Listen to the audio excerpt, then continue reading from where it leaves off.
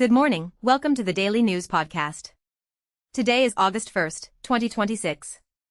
Russia has intensified strikes on Kyiv, with Ukrainian officials saying at least 9 people were killed in the latest ballistic missile attack. Buildings were damaged, residents were trapped, and it's another reminder that the war is still hitting civilians in the capital directly. The broader takeaway is grim. Even with global attention split across multiple crises, Moscow is escalating pressure on Ukraine's biggest city. And every fresh strike makes diplomacy look even more fragile. It also keeps Europe on edge about how long this war can keep grinding on. In the Middle East, a reported new Gaza peace roadmap centers on a dramatic trade. Hamas would agree to disarm, and Israel would withdraw troops from Gaza. On paper, that's the kind of formula that could change the direction of the war. In reality, it runs straight into deep mistrust, active fighting, and serious political pressure inside Israel, especially on Prime Minister Benjamin Netanyahu, where any withdrawal could trigger fierce backlash at home. So yes, it's potentially significant, but it is very far from done. Right, and that's the key point. A framework is not the same thing as implementation. In conflicts like this, the gap between those two can be enormous. Turning to Europe, Spain is dealing with a major migration and border crisis after around 60,000 migrants crossed from Morocco into Ceuta, Spain's North African enclave. Spanish officials blamed trafficking networks, while the scale of the crossing has raised alarms over border security, humanitarian risks, and relations between Madrid and Rabat. Dozens reportedly died during the journey, and the episode is already being treated as one of Europe's biggest migration flashpoints in years. That story is going to echo far beyond Spain. It hits migration policy, EU politics, and the bigger question of how Europe handles sudden mass crossings.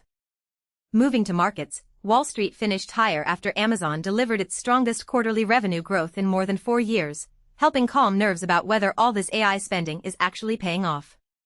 Microsoft also kept surging after upbeat Azure guidance and another huge investment push into AI infrastructure. The result was a weekly gain for the S&P 500, with investors taking the view that, at least for now, the biggest tech companies are still proving they can turn AI into real business. That was a big mood shift. For weeks the fear was that tech was spending first and explaining later, and these earnings gave investors something more concrete. On the tech side, Google shut down a new Google Earth feature just a day after launch because it let users create AI-altered satellite and map imagery with text prompts. Critics said it opened the door to believable geographic deepfakes and misinformation layered onto a platform people usually trust. It's a sharp example of the core AI dilemma right now. Companies want to ship fast, but when the product touches maps, news, or public reality, the tolerance for mistakes drops fast. And that one feels especially sensitive because maps carry authority. If users can't trust what they're seeing there, the damage goes beyond one feature. Another tech note, Samsung says the AI boom could keep the global memory shortage going through 2027 and maybe into 2028. That matters because AI data centers are soaking up high-end chips and memory, which could keep pressure on prices across servers, consumer electronics, and the broader hardware supply chain. So even if investors are celebrating AI demand, manufacturers and buyers may be dealing with the inflationary side of that story for years. Which is a good reminder that booms create bottlenecks. Strong demand sounds great until everybody is fighting over the same components. And to wrap up in culture and gaming, Sony says it's moving ahead with phasing out PS5 discs despite backlash from players and preservation advocates.